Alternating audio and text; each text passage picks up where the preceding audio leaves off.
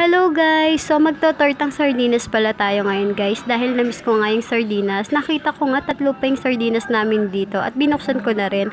At ayan, dinurog-durog ko na nga para maumpisan ko na nga lutuin yan. At madalas ko nga din palang gawin yung tortang alamang at tortang diles. Masarap din kasi yan. Mas napaparami yung kain namin kapag nagtotorta ako. At yan, nilagyan ko na nga pala ng isang itlog yan. Kadalasan nga guys, 2 itlog yung nilalagay ko kaso isa na lang po yung natira dito. At iyan na lang din yung ginamit ko. Tinimplahan ko na nga pala siya ng ating paminta, bechin at ng ating crispy fried.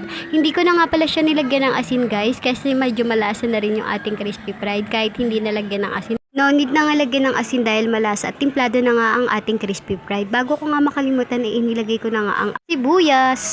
Ayan guys, inumpisahan ko na nga yung pagluluto ng ating tortang sardinas. Pinainit ko na nga lang pala yung ating kawali at nung alam kong mainit na, inilagay ko na nga pala yung ating sardinas.